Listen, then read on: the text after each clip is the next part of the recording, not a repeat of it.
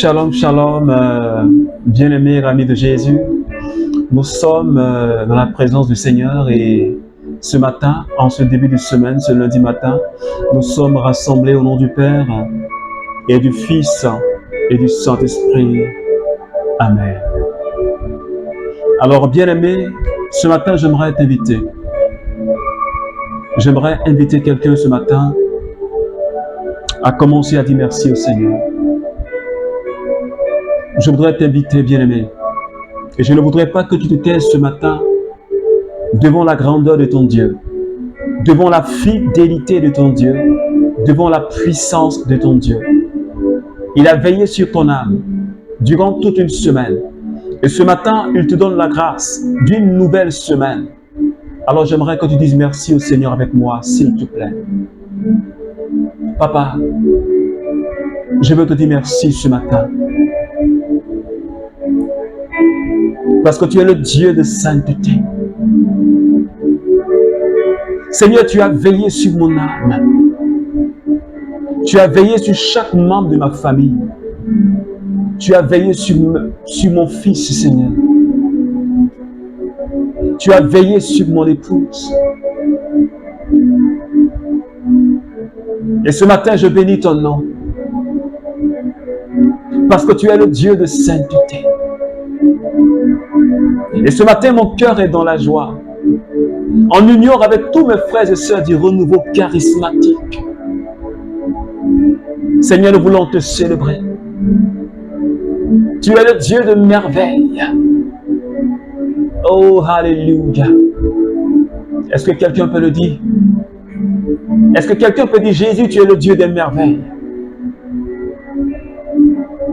Est-ce que tu peux dire, Jésus, tu es le Dieu des puissances? Parce qu'en dehors de lui, il n'y a aucun autre Dieu. Oui, il n'y en a pas d'autre. Parce que c'est le seul et le véritable Dieu. Adore ton Dieu ce matin avec moi, s'il te plaît. Je voudrais que tu élèves le nom de Jésus ce matin. La Bible dit qu'il a reçu le nom qui est au-dessus de tous les noms. Il tient le monde entre ses mains.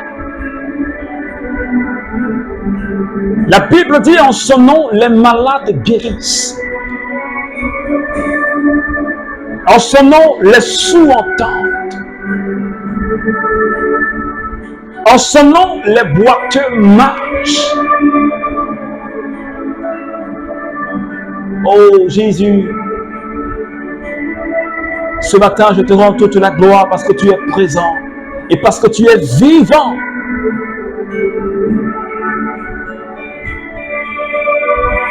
Est-ce que tu peux commencer à parler à la personne du Saint-Esprit? Commence à parler au Saint-Esprit. Demande au Saint-Esprit de prendre le contrôle de ce moment. Ha, chéri baroko tamabrauskita. Breoskinta rabako breosata. Oh Saint-Esprit, prends le contrôle maintenant. Prends le contrôle de ce moment, de ce matin. Et donne-nous d'aller dans une autre dimension. Donne-nous d'aller dans une autre dimension, Saint-Esprit. Ce matin, touche-moi.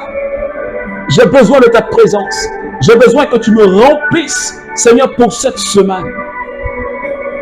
Afin que cette semaine ne soit pas comme la semaine passée. Mais donne-moi d'expérimenter une autre phase de ta dimension. Oh, alléluia. Esprit de Dieu, je veux te recevoir. Je veux être rempli de toi. Je voudrais que tu visites quelqu'un ce matin. Un frère du renouveau, visite-le. Une sœur du renouveau, visite-la. Étends la main, toi qui es la main de Dieu. Gloire à toi, Seigneur Esprit Saint. Tu es le Dieu vivant, Seigneur. Tu es le Dieu de puissance, Seigneur.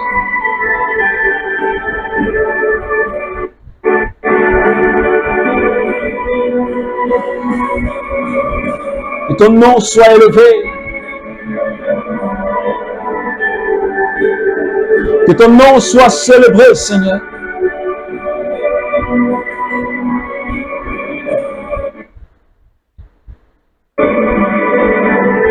Yon tarabakobo sata.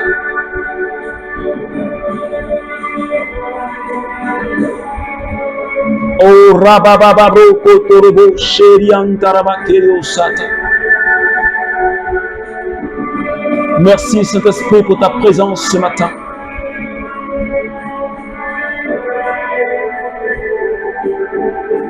Merci pour ton agir, Seigneur.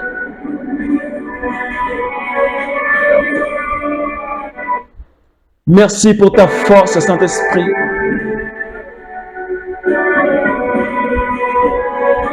Merci, Saint-Esprit de Dieu.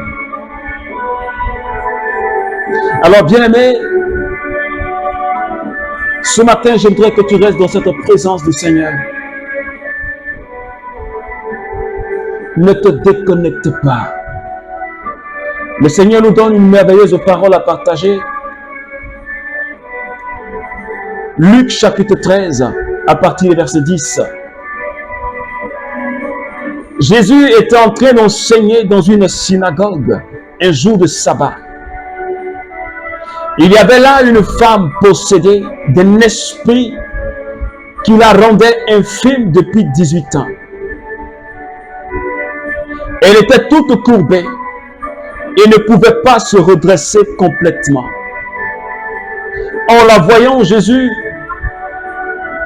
lui adresse la parole et lui dit: Femme, te voilà libérée de ton infirmité. Il lui imposa la main. Aussitôt, elle redevint droite et elle se mit à rendre gloire à Dieu. Le chef de synagogue, indigné de ce que Jésus avait fait une guérison le jour du sabbat,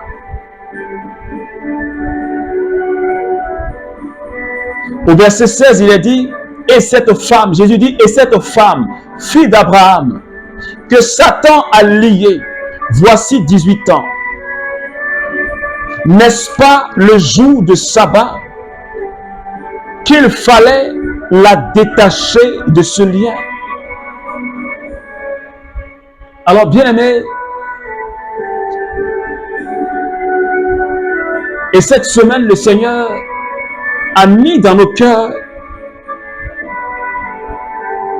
ce verset de la Bible où Jésus a dit, et qui est en même temps le thème de la semaine: la moisson est abondante, mais les ouvriers sont peu nombreux. C'est le thème de la semaine. Et je crois que c'est le Seigneur qui a déposé cela en nous pour que nous puissions la partager, la méditer. Et ce matin, Jésus, dans une synagogue, il fait la rencontre de cette femme qui depuis 18 ans, elle est infirme, elle est courbée, elle n'arrive même pas à se redresser normalement. Et quand Jésus a vu cette femme, il a été saisi de compassion parce que sa mission, c'est d'apporter la vie là où il y a la mort. Sa mission, c'est d'apporter la guérison là où il y a la maladie. Sa mission, c'est d'apporter la délivrance là où il y a un lien. Et quand il a vu cette femme, il était saisi de compassion. Alors il lui a dit: Femme, te voilà guérie de ton infirmité. Parce qu'il ne pouvait pas se détourner de cette femme qui était dans cette souffrance. Et quand Jésus a dit cela, le chef de synagogue, il n'était pas content. Le chef de synagogue était indigné parce que pour lui, on ne doit pas faire de miracle On ne doit pas libérer une personne qui est sous l'influence du diable. On ne doit pas guérir un malade le jour du sabbat. Et Jésus lui dit, mais cette femme, c'est une fille d'Abraham que le diable, que Satan avait tenu, Satan la tenait dans ses griffes. Il dit, Satan l'avait liée. C'est pourquoi elle était courbée. Et toi, tu penses que on ne doit pas la libérer, la guérir le jour du sabbat, le jour du Seigneur, le jour de la manifestation de la gloire de Dieu. Le chef de synagogue était choqué. Parce que pour lui, ce n'était pas normal. Et pourtant, cette dame, elle était dans la synagogue avec eux. Pendant 18 ans, elle venait prier à la synagogue. Mais personne ne s'occupait d'elle. Personne ne l'aidait. Personne ne priait pour elle. En fait, on veut la voir dans cet état. On est content de la voir dans cet état. Mais Jésus, lui, c'était une fille d'Abraham. Quelqu'un qui avait droit à la bénédiction d'Abraham. Quelqu'un qui avait droit au miracle de Dieu. Parce que ce n'était pas le plan de Dieu que cette femme soit courbée. Qu'elle soit infirme pendant 18 années. Et pourtant, dans cette synagogue, il y avait des serviteurs. Et pourtant, dans cette synagogue, il y avait des adorateurs de Dieu. Et pourtant, dans cette synagogue, il y avait des membres de l'évangélisation. Et pourtant, dans cette synagogue, il y avait des membres de l'intercession. Et pourtant, dans cette synagogue, il y avait des chantres de Dieu. Et pourtant, cette femme, elle était courbée, elle était infime, et personne ne pouvait s'occuper de son cas. On voulait la voir toujours courbée. Est-ce que quelqu'un me comprend ce matin? Est-ce qu'un membre du renouveau me comprend ce matin? La moisson est abondante, mais les ouvriers sont peu nombreux.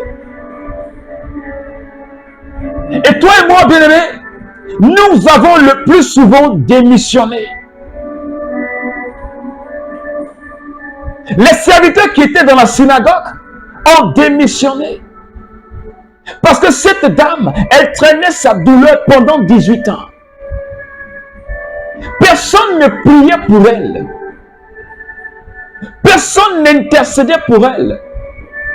On ne cherchait même pas à la réconforter avec la parole de Dieu pour l'aider à sortir de cette situation. Mais on s'indigne parce que Jésus lui a imposé les mains et Jésus lui a donné la liberté. Jésus l'a arraché de la main de Satan et les gens s'indignent. Est-ce que quelqu'un me comprend ce matin? Et il arrive que même dans nos assemblées de prière, on s'indigne quand Dieu agit dans la vie de quelqu'un. On s'indigne parce que Dieu utilise quelqu'un. On s'indigne de voir un frère ou une soeur que Dieu utilise dans un tel ou un tel domaine. On s'indigne.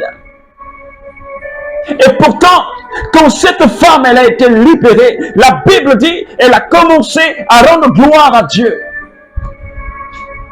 Elle a commencé à célébrer le Seigneur. Elle priait Dieu dans cette synagogue, mais son cœur n'était pas en paix. Elle priait Dieu dans cette synagogue, mais elle n'était pas à l'aise, parce qu'elle était courbée, parce qu'elle était infime. Mais ce jour-là, quand elle a rencontré le maître de la vie, quand l'amour de Dieu lui a été communiqué, elle a rendu gloire à Dieu. C'est pourquoi ce matin, je parle à un membre du renouveau charismatique. Je parle à quelqu'un qui prie avec moi. Aujourd'hui, le monde a besoin de toi. Le monde a besoin de moi. Le monde a besoin de nous. L'Église a besoin de nous. Et nous avons démissionné. Et nous ne faisons pas l'œuvre de Dieu. Et nous nous plaignons de ceux qui font l'œuvre de Dieu, comme ce maître de synagogue. Parce qu'ils ne comprenaient pas la vision de Jésus. Ils ne comprenaient pas l'action de Jésus.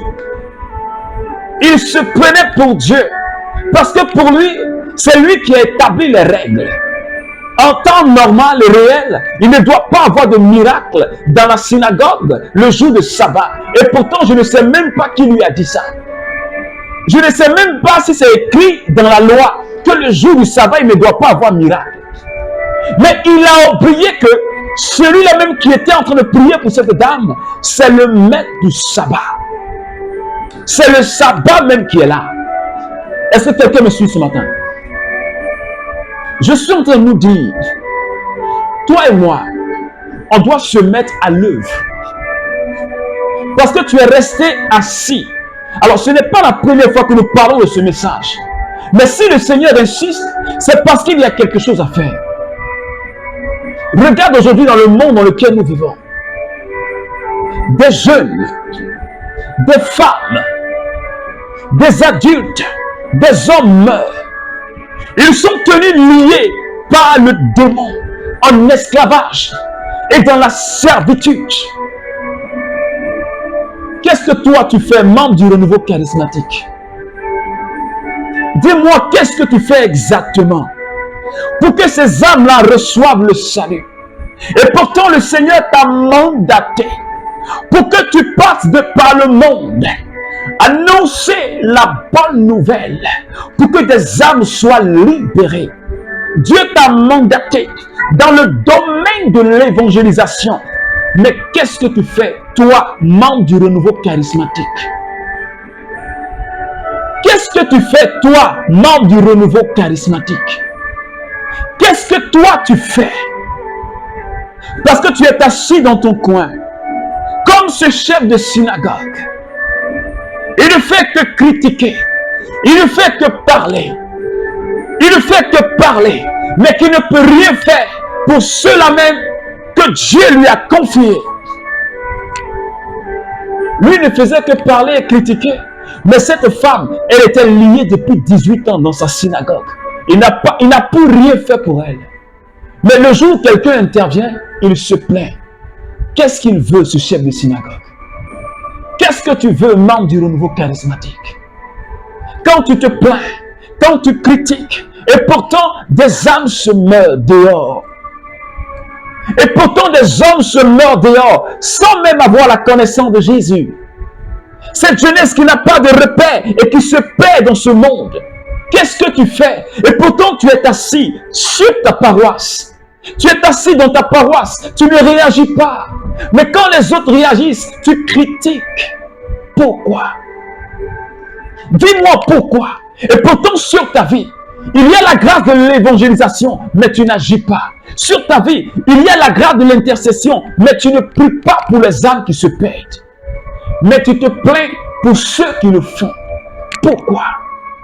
Dis-moi pourquoi, renouveau, dis-moi pourquoi. Et ce matin, le Seigneur nous interpelle. Parce que s'il l'a mis dans nos cœurs, la moisson est abondante. La moisson est abondante. Et nous sommes dans les temps les derniers. Le diable est en train de semer. Le diable est en train de détruire au maximum. Il veut perdre au maximum d'âmes. Mais est-ce que tu as la compassion? Est-ce que tu as ce poids-là sur toi? Est-ce que tu ressens ce poids-là sur toi?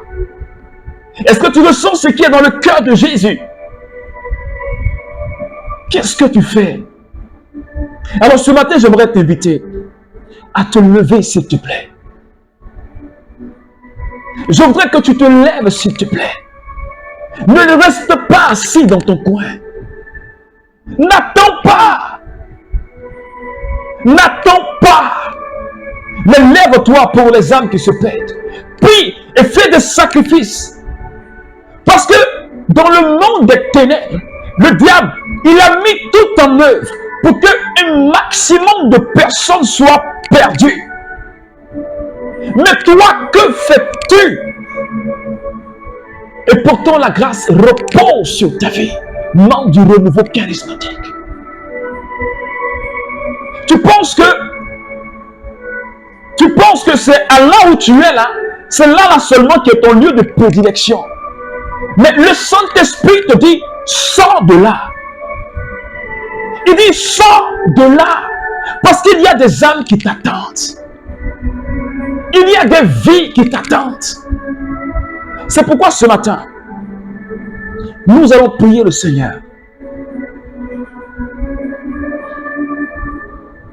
pour qu'il nous aide, membres du renouveau charismatique, et toutes ces personnes qui prient avec moi ce matin. Peu importe là où tu es, le Seigneur a dit que nous sommes celles et lumières de la terre. Nous sommes ses ambassadeurs, appelés à briller. Là où le Seigneur t'a déposé dans ton travail, partout, ce n'est pas un hasard. Dieu ne t'a pas mis dans ce travail-là seulement pour travailler. Mais c'est pour que quelque chose soit fait, pour que des âmes soient sauvées par ton travail. Quel que soit le niveau que tu occupes, le poste que tu occupes, ce n'est pas un hasard pour travailler seulement pour avoir de l'argent et pour nourrir ta famille seulement. Ce n'est pas cela seulement. Mais c'est pour que quelque chose soit fait, pour que des âmes soient sauvées. Là même, Dieu a besoin de toi. Alors prie le Seigneur avec moi. Seigneur, merci pour ta parole de ce matin. Tu viens de me faire comprendre, papa, que le monde a besoin de témoins. Et j'en veux. Je veux faire partie de ces témoins, Seigneur. Tu as dit que le monde a besoin de soldats. Je veux faire partie de ces soldats.